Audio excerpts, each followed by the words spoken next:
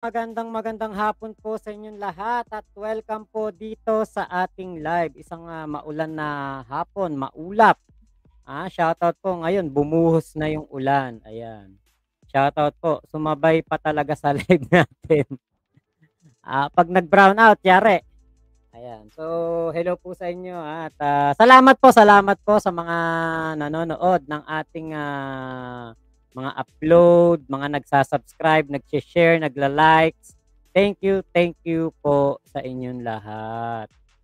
Ayan. Shoutout sa ating mga tropa pips diyan na manonood din at magre-replay ngayon. Ayan. So eto po ang atin pong pag-uusapan ay ang patungkol po dito kay Bato de la Rosa na manununtok na daw po at hindi na yata mapipigilan ang kanyang galit na nararamdaman dito kay Kerwin Espinosa. Biruin mo ba naman, kanta ka ni Kerwin, 'di ba? Tapos kinanta ka pa ni ano, ni Garma saka ni Conti. Oh, Ate Jana Batangueña, hello po. 'Di ba? So etong si Bato po talaga ay kahit naman siguro yata ay masusura, 'di ba? Masusura sa araw niya kahapon, 'di ba? Kita nyo, sunod-sunod ang mga kamalasan na tinanggap netong si Bato, si Bongo, napakarami nilang misfortune kahapon. Tapos ang tawag lang diyan ni Bongo ay tinatawag niya lang 'yan na diversionary tactics. 'Yun lang po ang tawag nila diyan, hindi po nila ito tinitignan na katotohanan. Lumalabas na kinakarma na nga sila, eh. Pero ang tawag lang nila diyan, diversionary tactics lang daw 'yan. Etong si Bato de la Rosa ang tingin ko hindi po makakapagpigil, na hindi po siya makapagpigil sa kanyang mga salita. Kasi less talk, less mistake, 'di ba? The more you talk, the more mistake. Gano'n ang nangyayari diyan. Pero 'tong si Bato mukhang walang nagpapayo sa kanya na 'wag ka nang magsalita, 'wag ka nang kumibo. Kasi the more kang kumikibo, the more na marami kang masasabing mali. Ayan. Kuya Juanito Tumamaw, na konsensya na si Garma. Tama. Ate Jana, gandang hapon po. Mimi Wert from Israel. Oy, ingat kayo diyan sa mga taga-Israel, saka yung mga taga Beirut, Lebanon, mga kababayan natin na naiipit diyan. Ingat po kayo.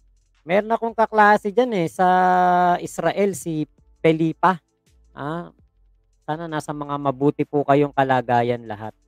Ngayon ito ang ating reaksyonan na balita. Alam nyo, si Bato talaga talaga ano 'to, kumbaga Sinungaling siya. pambukingan talaga 'tong si Bato.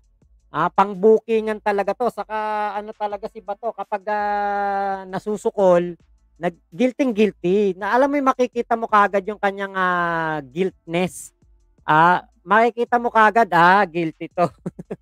Gano'n kaagad ang masasabi mo sa sarili mo, eh. Dito kay Senator Bato de la Rosa. So eto po, pakinggan po natin itong balita na ito. Sinungaling siya. Kung makita ko siya, suntukin ko siya sa mukha. Ayan 'pag makita ko siya, suntukin ko siya sa mukha. Sus Mariosep, senador ba 'to? Malayong-malayo 'to sa mga dati nating mga senador, sila Blas Ople, yung sa DOH, yung napakagaling na senador si Juan Clavier, kaya lang binawian kaagad ng buhay. Tapos etong si Miriam Defensor, ah, very unprofessional, very rude. 'Di ba walang kapines-pines man lang 'tong si Bato de la Rosa, kriminal na kriminal po ang galawan. Nay Merlita Berhel de Dios Elopo, sana ang mga general na sangkot umamin na rin para matapos na ang kaso niyan. Kuya Juanito Tumamo, paano aamin yun kung alam nilang madedemanda sila? Senator, si Senator Bato, hindi po ito dapat na na senador. Dapat dito barangay tanod. Yung mananapak kapag may nakitang mga nakatambay. Ganun lang, okay na yon, barangay tanod. Pang barangay tanod ang ugali nito. Hindi pang senador. Pero suntukin ko siya sa mukha kung makita ko siya. Sinungaling yan. Pero sir, this was said under oath, I understand, in the legislature. So, di ba, in the end, it's something that was sworn to as to be correct and true and accurate. Ikaw, kung sino paniwalaan mo, maniwala ka sa drug lord o maniwala ka sa dating si PNP na ngayon may senador na. Pili ka lang kung saan ka maniwala. Kung maniwala ka sa drug lord, okay lang. Kung maniwala ka sa dating si PNP na senador na ngayon, okay lang rin sa akin. Hindi naman sa ganun. Senator, may balak ba kayong i-confront si Kerwin? Either doon sa Quad Committee o sa Senate? Hindi ko yan i-confront. Pag makita ka, suntukin ko sa mukha yan. Sinungaling na yan. Okay. Kanya, nagmura pa. Nagmura pa. Di ba? Duterte legacy yan eh. May balak ba kayong ipatawag siya sa Senate? Ha? May balak ba kayong ipatawag siya sa Senate? Kasi there's also an investigation sa Senate related to drugs. Pwede niyo siyang suntukin doon. Pwede na din patawag. Pwede. Pero it's not my priority, ha? Kasi mag-budget na kami. Busy na sa budget. Busy na kami sa budget. Pero pwede rin. Pero alam mo, Ami, nagkakahiya rin kasi kung magka-counter hearing pa ako sa Senado patungkol dyan. Dahil sabihin naman ng tao na ano ba ito si Bato? Ginagamit niya yung committee niya para linisin yung sarili niya. Totoo naman, ginagamit mo naman talaga para ipagtanggol si Kibulok sa si Digong. Ayaw ko lang ganun eh. Self-serving masyado on my part, no? Self-serving ka naman talaga. Kayo ni Bongo, saka tong si Robin Padilla, saka si Amy Marcos, puro kayo mga self-serving. At sineserve ninyo. Hindi kayo in the service of the Filipino. In the service of Kibulok and Digong kayo. Gagawin ko yan just to clear myself. Ipatawag ko siya sa hearing eh. Sino naman ang mag-chair? Ako. So, nagkakahiya. Hindi ako ganung klaseng tao. Nagkakahiya yan. Takot ka lang eh. Takot ka lang Bato. Anong sinasabi mo na yun? Takot ka lang. Kasi alam mo, delikado ka. Pumutok ng tinatago niyong lihim. Diba? Sus Mario Joseph. Para tumutok na ang gobyerno sa pagpapaunlad ng Pilipinas, kahit barangay tanod, isusukay ang kalbo na yan. Kuya Marvin, Bato, ikaw ang sinungaling. Gago ka, totoo sinasabi ni Kerwin. Baka mag-alabaste ka lang, puro bunganga. Diba? Kita nyo, yan ang Duterte legacy. Mura, pagbabanta. Diba? Etong si Bato de la Rosa na to, mananapak. Susuntukin daw sa mukha si Kerwin. Bakit hindi ka pumunta ng Quadcom at doon mo ipagtanggol ang sarili mo? Diba? Bakit hindi ka doon pumunta at doon mo liwanagin? Yung issue sa'yo. Masyado kang pabida, patapang, payabang. Pero nung may umusok na paputok, ito, pakita ko sa inyo to Itong si Bato, tapang-tapang, akala mo kung sinong Akala mo kung sinong kay tapang-tapang eh. Akala mo kay galing-galing. Akala mo kay tinu-tino. Akala mo biktima siya.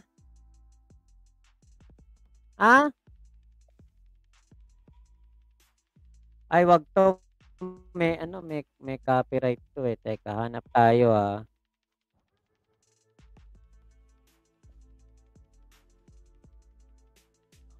Eh, eto na lang.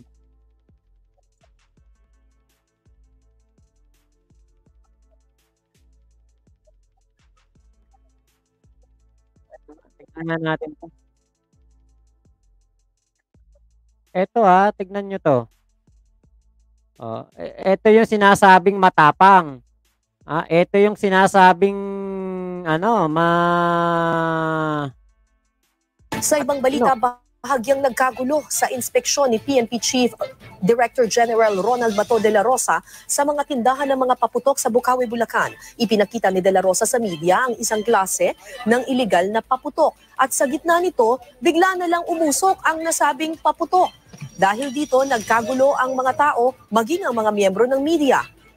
Para walang madamay, itinakbo ito sa kalsada at itinapon doon ni Bulacan Provincial Director Senior Superintendent Romeo Karamat. Agad namang binuhusan ng tubig ng mga barangay ang paputok para hindi sumalo. ano? Yan ba yung matapang? Sa mga tindahan ng mga paputok, ipinakita ni De La Rosa sa media ang isang klase ng illegal paputok. At sa gitna nito, bigla na lang umusok ang nasabing paputok. Dahil dito, nagkagulo ang mga takbo si De La Rosa. Yan ba yung matapang? tao, maging ang mga miyembro ng media. Para walang madamay, itinakbo ito sa kalsada at itinapon doon ni Bulacan Provincial Director Senior Superintendent Romeo Karamat. Agad namang binuhusan ng tubig ng mga barangay ang paputok para hindi sumalo. Para sa iba pang balita, Diba? Kita nyo, tatakbo si Bato de la Rosa sa paputok lang. Sa amin, yung Goodbye Philippines, pinaglalaroan lang namin yan eh. Takbo si Bato, no? Tapos mananapak pa kay Kerwin Espinosa. Nako, yabang na lang niya yan. Tama ka, Kuya Marvin, parang si Baste na lang yan. Sinabi, sasapakin daw si General Torre. Nagkita sila ni General Torre sa mismong City Hall. Magkaharap pa sila. May nagawa ba si Baste? Wala. Puro yabang. Puro salita. Wag na iboto sila Bato. Go Amy, Duterte, Pulong, Baste at yung mga kakampi ni Digong at Pro-China 2025. Tama po. Kuya Marvin, shoutout sa iyo dyan sa Baliwag.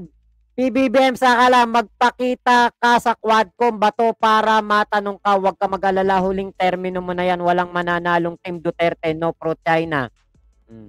Magpakita ka sa Quadcom. Diba? PBBM sa kalam, napanood namin yan. Takbo yan, huwag kami Bato. Diba? At Gina Alonzo, hello po. Shoutout po sa inyo Yung mga late, may multa kayo, magmumulta kayo. Kailangan yung mag-likes. Palike naman ng live natin. Diyos ko po, 28 pa lang, Palike naman.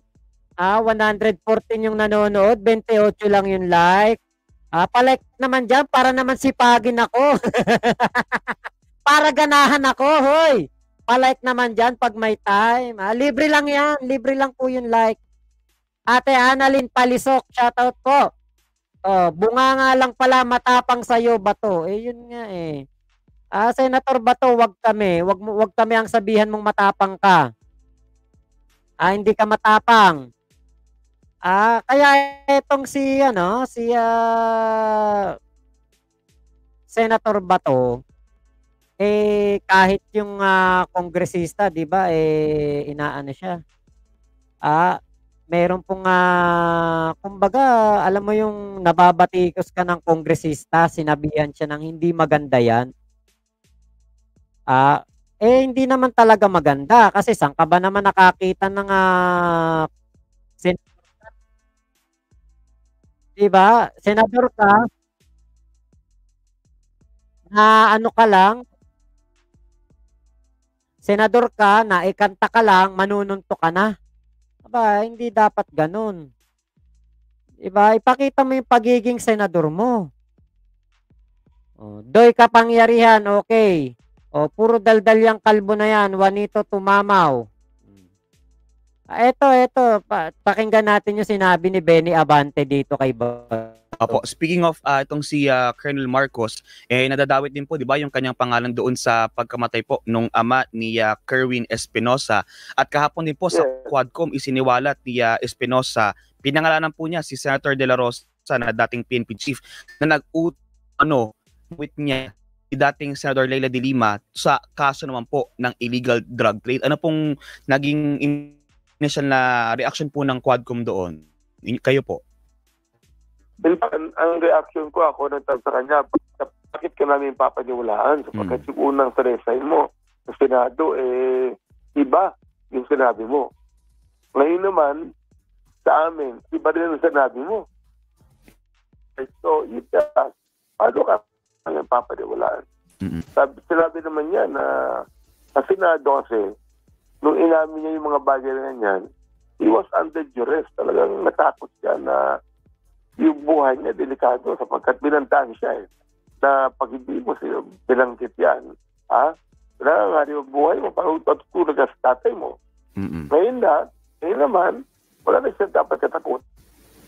Okay? Kaya, dinabo niya ang kanyang statement.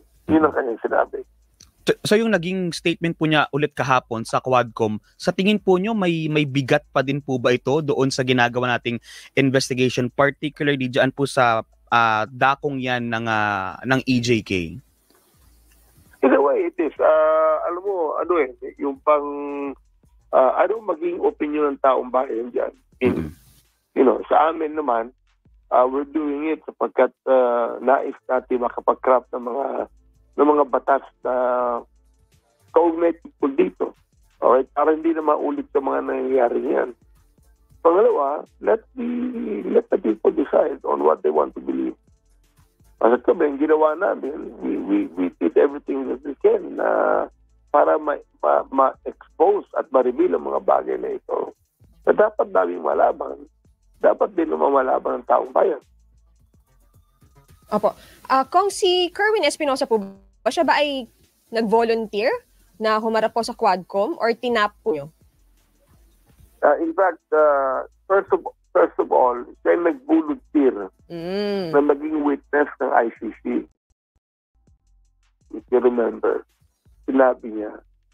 Then, sabi namin, well, kung siya nag-volunteer na mag-study, bakit siya mag-volunteer na mag-witness sa Quadcom? So we invited him. And he gladly accepted the invitation. Kaya nagpunta rin siya. Opo. How about yung angulo kung na baka magamit niya ang Quadcom sa pagtakbo? Dahil nga nag-file din po siya ng kanyang COC. Ano po ang take nyo doon dito sa kanyang pag-amin? Yun ang binanggit ni Congressman Dan Fernandez. At sinabi niya na he is willing to withdraw his candidacy. Kung yun lamang ang magiging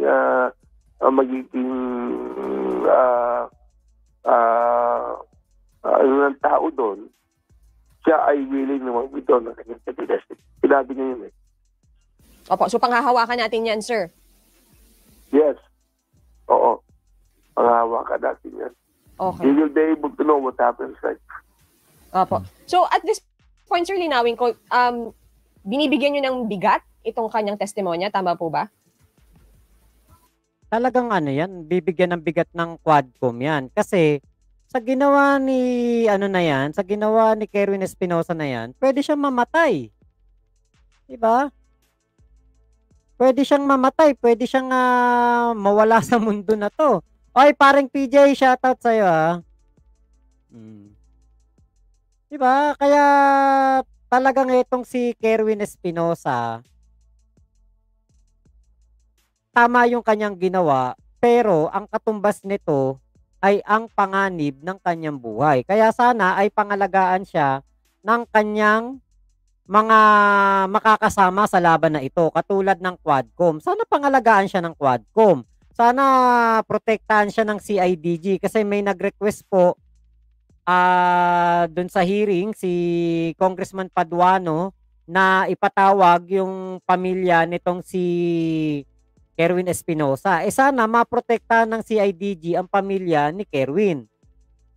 Pero ngayon, alam ko po, sa tingin ko naman, nagdadalawang isip na po yung mga tao na naghahangad ng masama laban dito kay Kerwin kasi ala na eh, wala na, nonsense na. Kahit na mawala si Kerwin, 'di ba? Nakapagsalita na siya sa Quadcom. And kapag may nangyari kay Kerwin at sa pamilya niya, ang pagbibintangan walang iba kundi si Digong.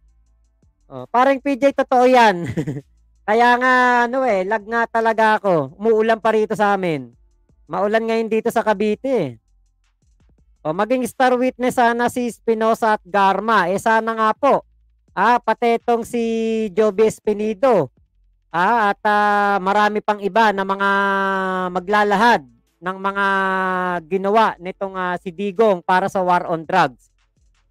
Totoo yan, Mac, di ba? Grabe ka ba to? Sabi ni paring PJ. Ate Gina Alonso, totoo po yun. Talagang totoo po yung mga pahayag ni Kerwin na yon. Kasi do or die situation yun eh. Di ba? Marami ng ebidensya, todo tanggi pa. Kaya nga dito sa kay Abante, sabi ni Abante, eto hindi ako pro Abante. Si Benvenido Abante Jr., kalaban natin yan sa Maynila. Pero sa Quadcom, kakampi natin yan. In a way, yeah. Sapagkat alam mo, Victoria, talaga namang you can siniwaran na ganyan. Sabi parang naging delikado ang buhay niya. Kasi, Luca, kaagad, nagbigay na yung statement center, but nakita ko yung susugin kubo ka niyan eh. Just imagine, no? How can a senator say that to a... diba? How can a senator say that? Ate Jana, ingat po kayo dyan. Diba? How can a senator say that?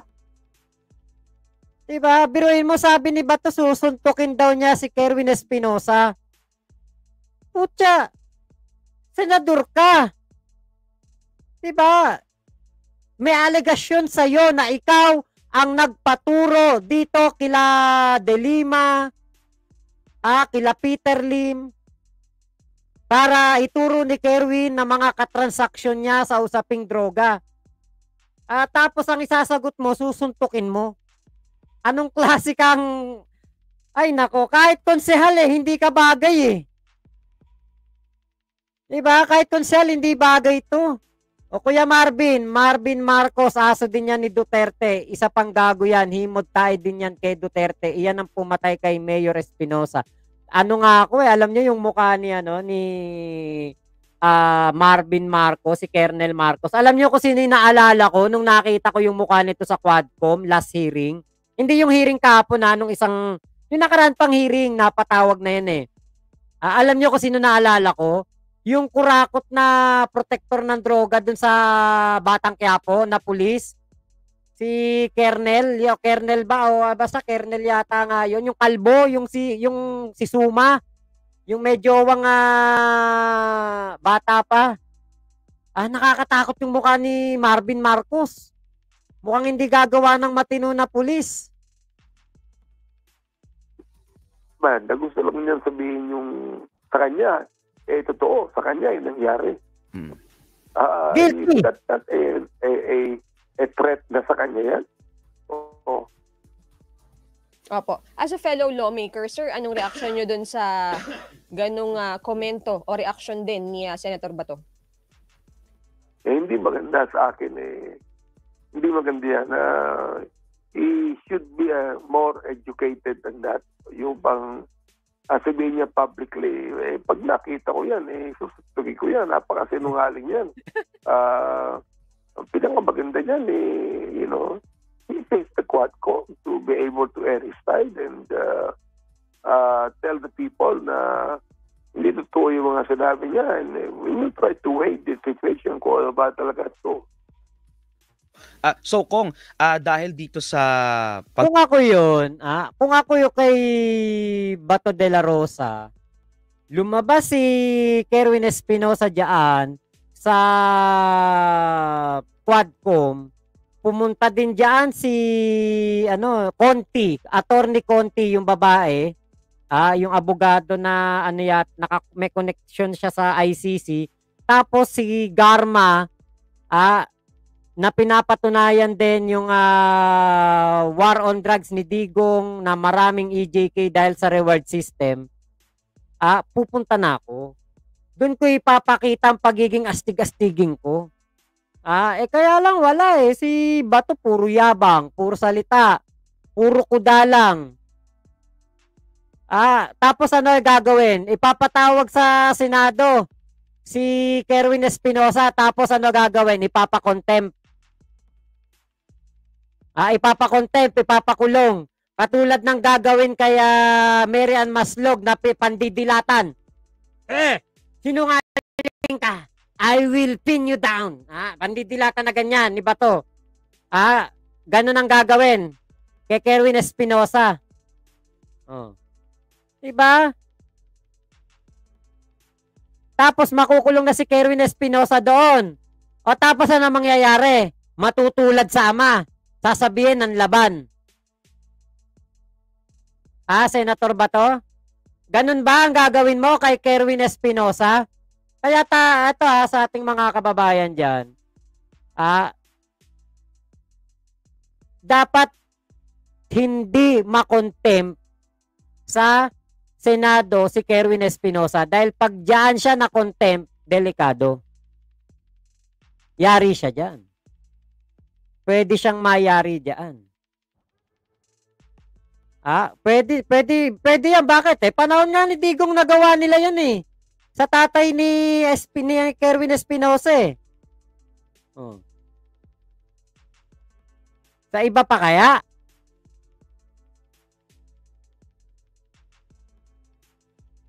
Diba? Lalo pa, itong si Bato ay ano po siya? Nagigipit.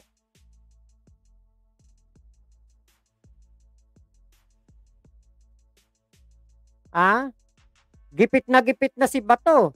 Biruin mo, kakandidato kang senador, re-electionist ka, tapos ganito mga issue na kakaharapin mo. Ganito ang mga ibibintang sa'yo. Diba nakakabuisit? Baka ikuha din ng warrant, Ate Annalyn Palisok. Baka kumuha rin ng warrant to arrest. Kaya lang wala na ang CIDG chief ay si General Torre, kaya malabo sila diyan. Hoy, jam-jam na tanga. Pwede naman maging tanga pero yung aaraw-arawin mo, kalabisan na 'yan. Karamihan sa pulis hindi pagkatiwalaan, nakakatakot na sila, nadamay ang mga matinong pulis. Nung panahon po ni Digong 'yon, pero ngayon po, mababait po mga pulis ngayon. Kuya Marvin, tama idol, puro bunganga si Bato. Dapat kay Bato gilingin ng pinong-pino. Nakakahiya na nakakabwisit si Bato, Ate Annalyn Palisok. Ate Gemma Delan Kilitoy, ayan, magandang hapon po. Diba? Grabe tong si Bato Kung pumunta ka na lang sana ng Quadcom, di tapos ang usapan. Pagbanggit po nila Ginang Garma at ni Kerwin Espinosa sa mga dating matataas na opisyal, masasabi po ba natin na tapos na tayo dito sa pagdinig sa EJK, sa war on drugs, dahil po yung mga pangalang inililink noon, sila pa rin yung lumulutang ngayon mula dito sa ating mga resource person? Ako, hindi pa, Christian, the fact is, we still would like to corroborate all of the statements with the other people na binabgit. So, in fact, ibitahin pa namin yung iba sa mga nabanggit na hindi na imbitahan for them to corroborate the statement of Colonel Garma. At di ka namin nakikita yung iba In fact, tinanong ko nga si Colonel Garma kung kilala niya si Agta Solis and that she became romantically with. Tinanong ko siya kung nasaan siya. Hindi niya alam kung nasaan And we tried to invite the Solis for about two or three times. We cannot even find him. Mga kaserbisyo, subscribe. Yung Narsolis na yun, nagtago na rin yun. Kasi, putya, ikaw ba naman madidiin ka. Dapat durugin na si Bato gawing buhangin. Sarap ipagiling yung kalbo